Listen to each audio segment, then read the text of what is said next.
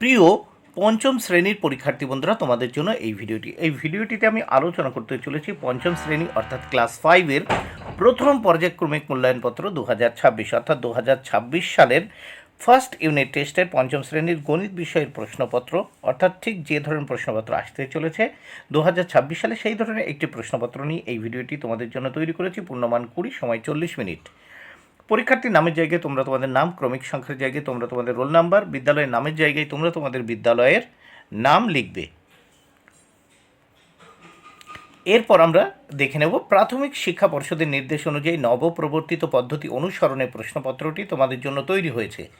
প্রথমেই দেখে নেব এক দাগে নিচের প্রশ্নগুলির উত্তর দাও। 6টি প্রশ্নের উত্তর করতে হবে, 6 মার্ক, প্রত্যেকটি প্রশ্নের জন্য 1 মার্ক করে বরাদ্দ।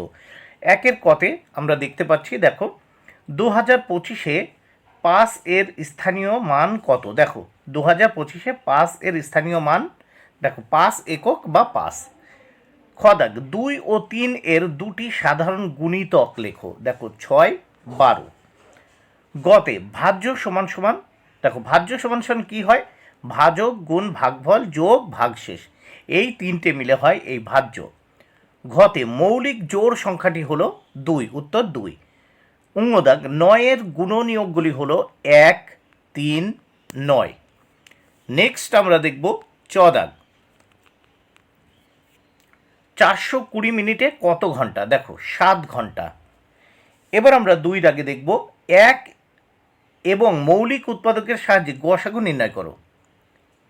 1 এবং মৌলিক উৎপাদকের সাহায্যে গসাগু নির্ণয় করো 22 ও 55-কে, 2 মার্ক। দেখো এখানে আমরা 22-কে উৎপাদকে বিশ্লেষণ করছি। দেখো 11 দুগুণী 22, আর এখানে দেখো 55-কে আমরা উৎপাদকে বিশ্লেষণ করব। দেখো 5 অক্ষে 5, 5 অক্ষে 5, 5 11 55। এবার দেখো লিখলাম 22 সমান সমান 1 গুণ 2 গুণ 11, 55 সমান সমান 1 গুণ 5 গুণ 11। নির্ণয় গসাগু সমান সমান 1 গুণ 11 সমান সমান 11। তাহলে গসাগু কত হচ্ছে? দেখো এখানে এই 1 আসছে, আর এখানে দেখো সাধারণ, এখানে যে উৎপাদকের বিশ্লেষণে এখানে দেখো 11 সাধারণ, এখানে সাধারণ, তাহলে এখান থেকে 11 আসছে, তাহলে উত্তর হচ্ছে কত?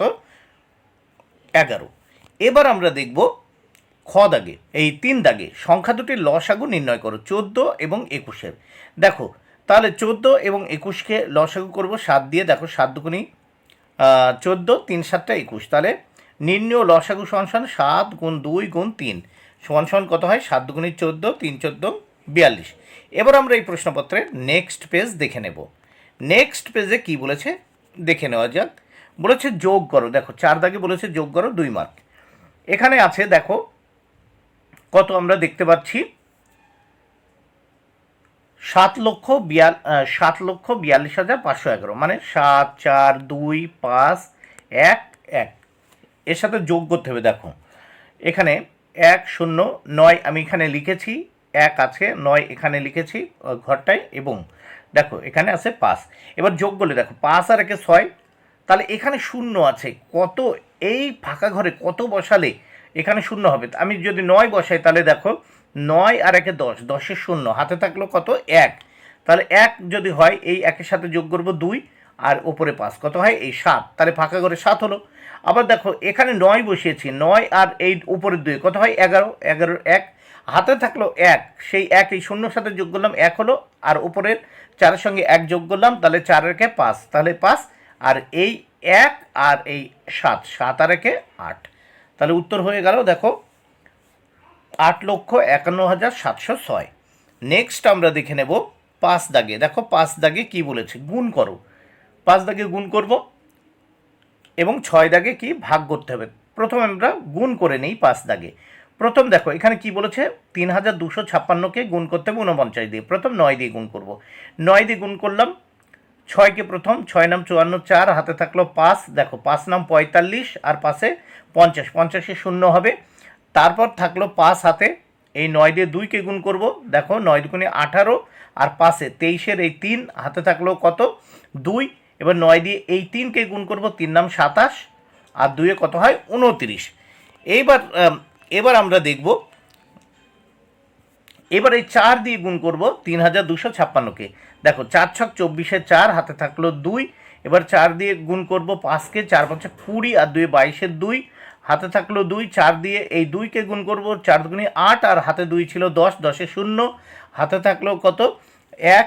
এই 4 দিয়ে 3কে গুণ করব, 3 4-এ 12 আর হাতের 1 13। তাহলে এইবার আমরা যোগ করব, এক ঘর কেটে দিলাম, দিয়ে নিচে দাগ দিলাম, দিয়ে যোগ করব। দেখো 4, এখানে 4 আর 0 যোগ করলে 4, 3 আর 2 যোগ করলে 5, 9 আর 0 যোগ করলে 9, 3 আর 2 যোগ করলে 5, আর এই 1 নিচে বসিয়ে দিলাম। তাহলে দেখো 1,59,544। এইবার আমরা এই সাইডে ভাগ করব। ভাগটা দেখে নেওয়া যাক। 23 দিয়ে ভাগ করতে হবে। দেখো 1,23,096কে প্রথম 23 কতবার যায়, 123-এর ভিতর আমরা দেখব 5 বার যায়। 5 23 115 হয়। তাহলে এখানে আমরা বিয়োগ করব। দেখো ওপরে 3 আছে, নিচে 5 আছে, তাহলে ওপরে 3 মানে 13, 5 আছে কত হলে 13 হয়, 8 হলে হাতে থাকলো 1, 1 আর 1 2, এই 2 থেকে 2 চলে গেলে 0, 22 0 বসে না। এইবার এই 0 নামালাম, এক ঘর মানে কেটে এই 0 নামালাম, নামানোর ফলে কত হলো 80। 80-র ভিতর 23 কতবার যায়, 3 বার।